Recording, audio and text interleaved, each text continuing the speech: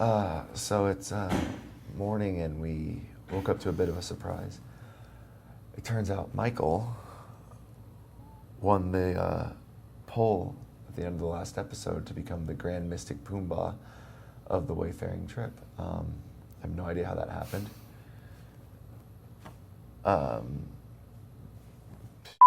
Well, I think you're supposed to put it on me, Malcolm. I think that's the way it works. Bestow the... Put it on yourself. How do you beat me in an online poll? I think reality TV, Malcolm, is not as... Well, let's leave it at that.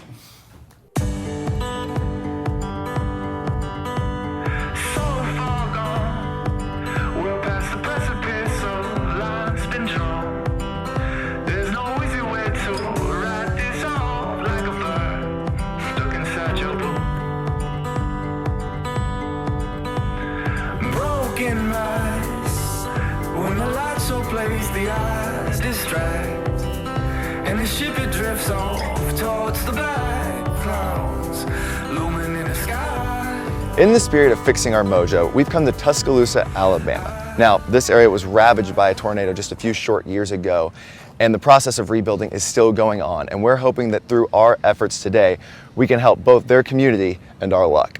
Malcolm, welcome to Tuscaloosa, man. Good to finally meet you. You too, sir. Appreciate you having us today. Yeah, we're glad to have you. Just excited you're able to work with us here at Habitat for Humanity in Tuscaloosa. Man, I couldn't be more excited to be here. Now, we would like a little background on the situation. We know you're doing a lot of home reconstruction as is Habitat's mission, but the exact events of what went on here. April 27, 2011, we had an F4 tornado come from the southeast back that direction, all the way through Tuscaloosa here. It came right through the center of town. Before the tornado, this was one of our more tougher neighborhoods. A lot of stuff going on here, and we had a school right up there, and the school was taken out. This neighborhood was basically taken out, and since then, you know, because a lot of those people that were here before have left, we're able to put good families back in here. So this is becoming a more family-oriented neighborhood, which we really love, especially this close to a public school system.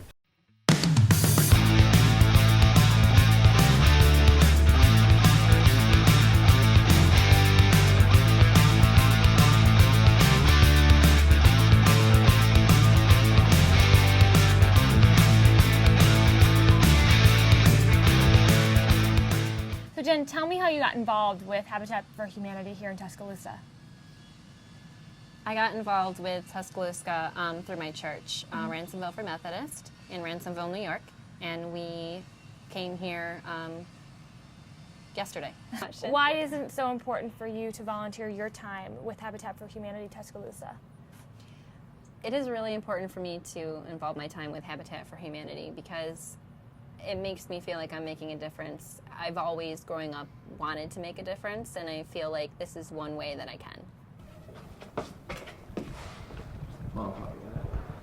So this is a safe room, and it's built to what we call FEMA 320 standards. So FEMA, we haven't had the opportunity to test these safe rooms in Tuscaloosa. Thank goodness, you know, it hasn't been a storm that tested them. But they test these in the lab, and we build it to the same spec. So they shoot a 15-pound 2x4 out of a cannon, 100 miles an hour, and that can damage this room, but it won't penetrate the room.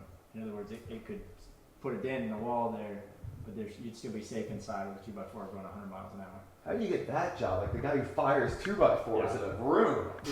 Because even though you might not structurally need it for the house for the safety, that feeling that the families get who've been devastated by what's happened, they have that comfort knowing no matter what size store it comes, they do have this. Yeah, it's about this kid in his bedroom doing his homework, knowing that there's a thunderstorm that he's got a safe ways to go, and it's not out in the backyard climbing in a hole.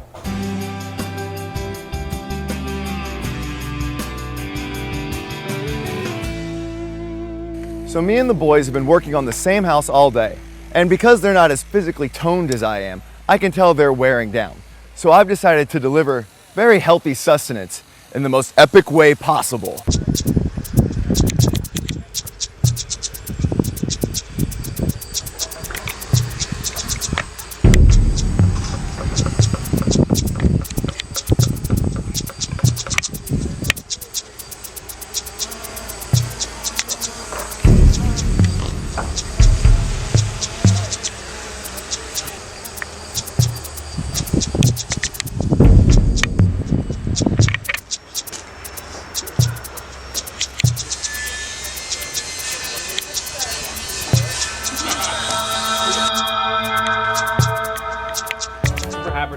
Humanity has been pretty cathartic for me, because after a week or so of listening to producers say, hey, intern, go make me a coffee, it was great to have a taskmaster that said, hey, let's build a window frame. See this nail? Bang it in there. I enjoyed that. Yeah, I thought it was awesome just seeing how much they cared about it. The whole crew really welcomed us in and made it fun for us. As BJ mentioned, it was a blast for us to get outside and do something productive. So yeah, great time. Yeah, and I'd just reiterate, it was frankly productive. We made 10 window frames, and those window frames will be in someone's house someday, and that's pretty awesome. I'm here with Jennifer Miles. This is actually her house that we're building, and she's working on it too, which is really awesome, Jennifer. Well, I wasn't even going to answer the phone. I didn't recognize the number. So something told me to answer it anyway, and it was Habitat. And they said, "When you speak with Miss Miles, Miss Jennifer Miles," I said, "Speaking." And they said, "Well, this is Habitat for Humanity. We're just calling to tell you congratulations, you're a homeowner." I dropped the phone. My legs gave from up under me. I hit the floor, and that was on a Monday, and they told me on that Wednesday to come in. We were going to have home ownership orientation. So I thought that it would be like us sitting around. They was telling us stuff we would have to do. And when I walked in, they were like, "Okay, well, here's all the blueprints, so pick out your blueprint. Or here, pick out your floors, pick out your tiles, pick out your counter." I cried the whole time because it was so overwhelming. I couldn't believe it. I just broke. That's why Brandon and Joe, they like, hold those tears, hold those tears. They always tell me, but it was so overwhelming. And one of the homes was actually a round home, and the porch wrapped around. And I've always, my dream home, I wanted a big porch, and they couldn't do that design anymore. So Brandon, the contractor, he said, "Well, I'll come up with something for you." Even once your house is done and you've moved in, you will continue with Habitat for Humanity? I will continue as long as there be breath in my body, because it takes a certain kind of person to put to be selfless, to come out and do something for someone else as great as this cause is greater than myself or greater than anything that I could do, and I'm so appreciative. If you could say something to Habitat for Humanity or to the people who have helped you here, what would you say? Thank you. I can't say thank you enough to Habitat, to the volunteers. I can never say thank you enough. Well, thank you for being a voice for Habitat for Humanity, for veterans around the world, and just being such a positive example to just keep going and of perseverance. Thanks for talking to us, Jennifer. Thank you. You're awesome. Can I hug you? Good luck and thank you. So, how can we get involved and people watching?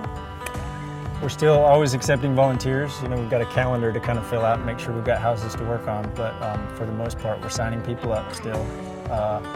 They can call our office, 205-349-4629. They can also go to our website, Habitat Tuscaloosa, all one word together, .org is the website, and that has links to the Facebook page. You can follow the houses that you worked on, pictures and everything. Remember to check out wayfaringlive.com for all the latest episodes and polls. Thank you so much for watching. Go play outside.